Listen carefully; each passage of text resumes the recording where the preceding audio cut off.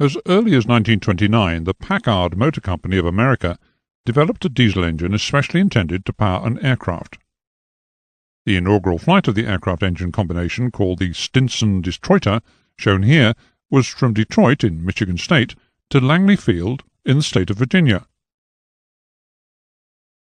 The aircraft accomplished the trip at an average speed of 85 miles an hour through adverse weather.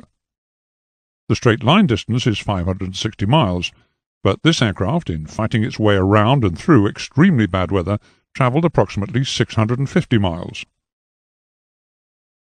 The cost of the fuel for the flight in 1929 terms was $4.68. Automotive diesel engines in the past were less powerful than gasoline-fueled aircraft engines, and unfortunately much heavier. Since the 1980s, however, there has been a great evolutionary step forward in the development and production of aviation diesel engines.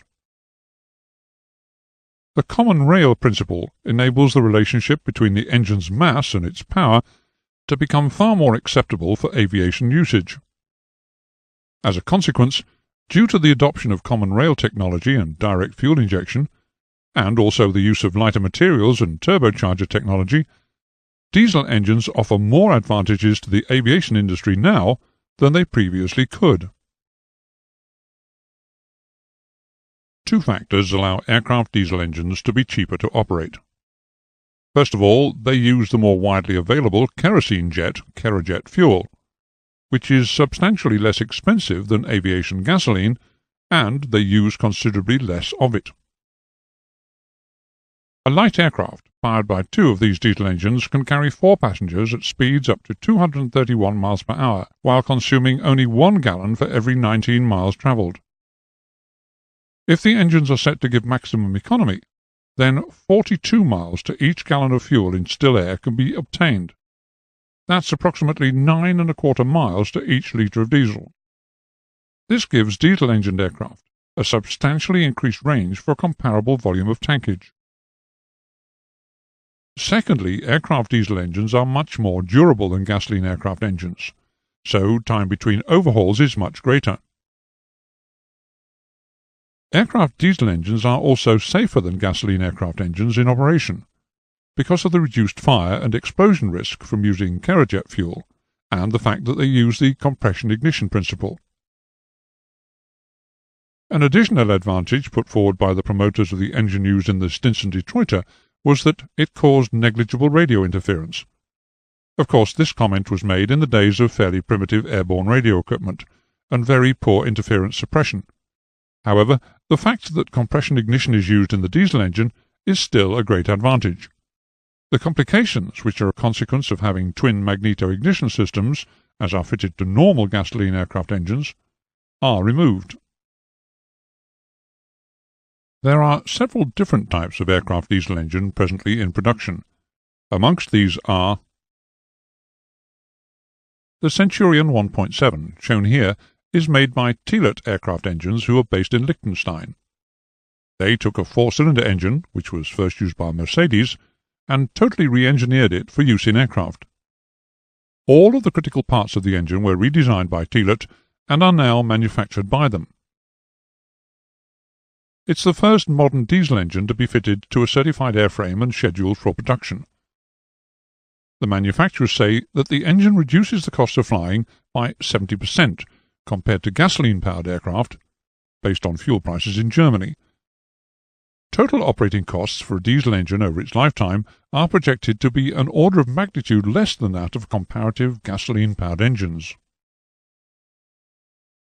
The Centurion 1.7 is a liquid-cooled, turbocharged, 4-cylinder, 4-valve inline engine with common rail fuel injection.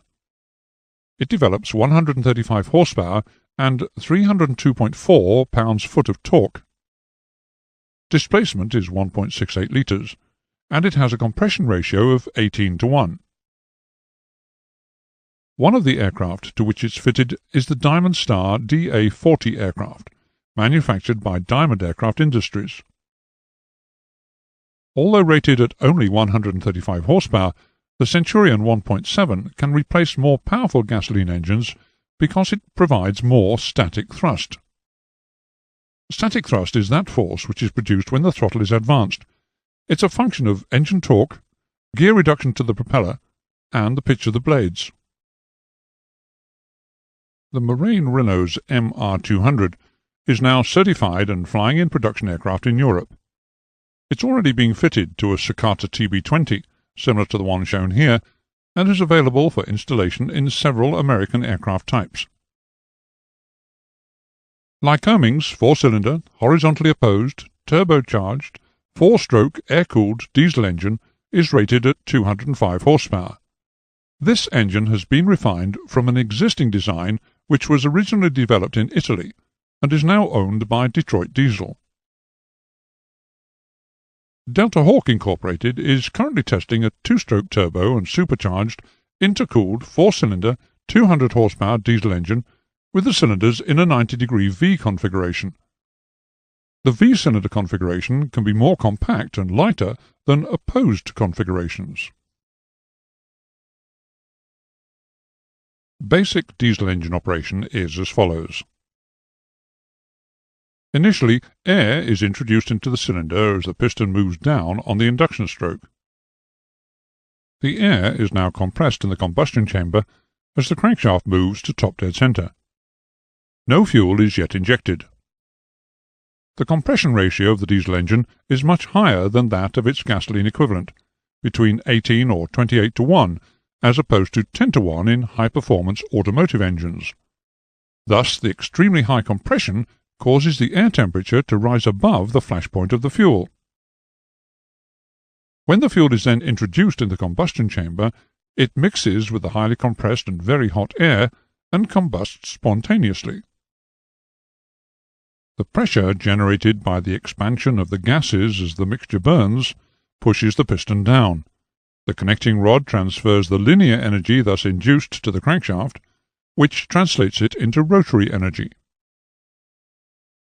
Finally, in a similar manner to the gasoline piston engine, the exhaust valve opens and the piston drives the exhaust gas from the cylinder, and the cycle starts again.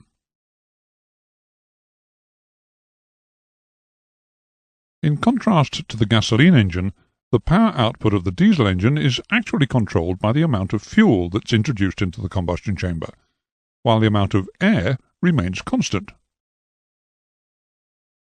In the gasoline engine, both the amount of air and the amount of fuel are changed in response to throttle position. The amount of fuel being further altered by the position of the mixture control lever. The mixture control lever of the gasoline engine is required to maintain a balance between the amount of fuel and air being allowed into the combustion chamber, in order that a reasonable fuel consumption can be maintained while still keeping the spectre of detonation at bay.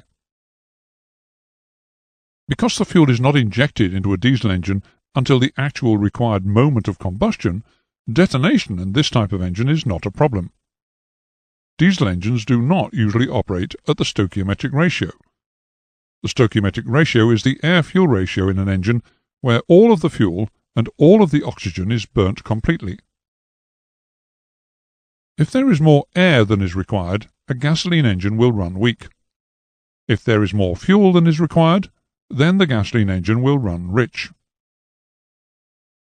Diesel engines always run on a weak mixture, the actual mixture strength depending on the power setting.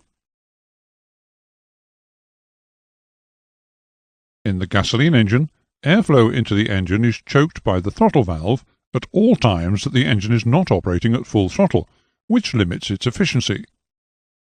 With no throttle valve, the diesel engine's intake is fully open all the time, resulting in a much higher efficiency.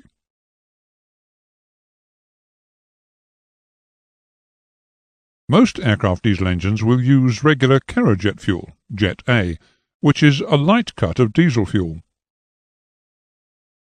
Jet A is not a very good lubricant, a problem which has to be especially addressed in the fuel pumps used on gas turbine engines. The fuel pumps used on aircraft diesel engines are no exception. They have to be specially developed for use with Jet A.